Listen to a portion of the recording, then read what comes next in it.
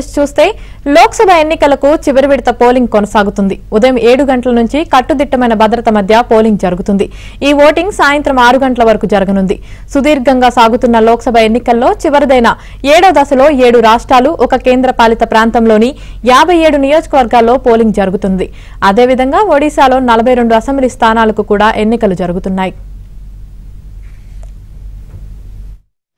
और अपना मत का अपने मत का प्रयोग करते थे और अभी देखिए आपकी तस्वीरों में देख सकते हैं जो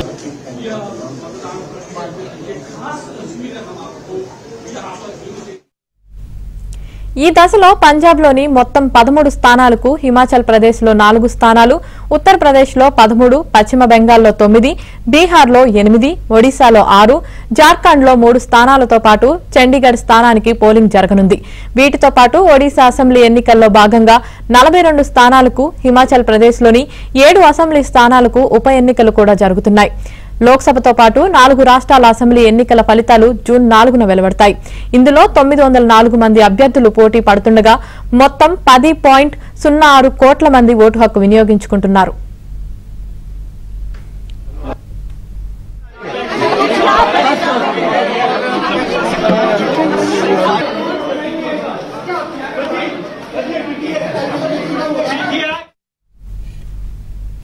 ఉదయం నుంచే ఓటర్లు పోలింగ్ స్టేషన్లకు బారులు తీరుతున్నారు. పలువురు ప్రముఖులు తమ ఓటు హక్కు వినియోగించుకున్నారు.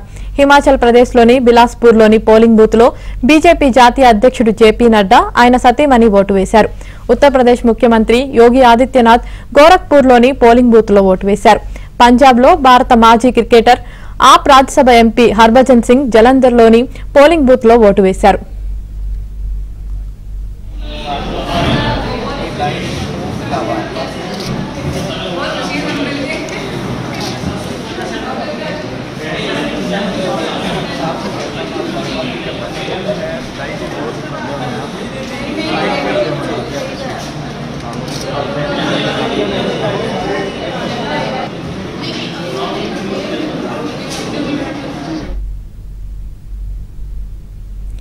మరోవైపు పశ్చిమ బెంగాల్లోని పోలింగ్ బూత్ల వద్ద ఉద్రిక్తత వాతావరణం నెలకొంది.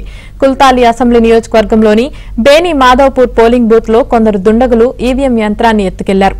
అంతేకాకుండా ఒక సీయూ, ఒక బియూ, 2 వీవీప్యాట్ యంత్రాలను చెరువులో పడేశారు.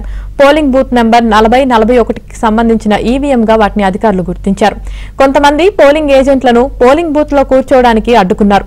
దీంతో పోలింగ్ స్టేషన్లోకి దూసుకువచ్చిన ఓ పార్టీ కార్యకర్తలు ఓటింగ్ మిషన్ ను తీసుకువెళ్లి చెరువులో విసిరినట్లు స్థానిక ఎన్నికల అధికారులు చెబుతున్నారు. ఈ ఘటనకు సంబంధించిన నిందితులను పోలీసులు అదుపులోకి తీసుకున్నారు.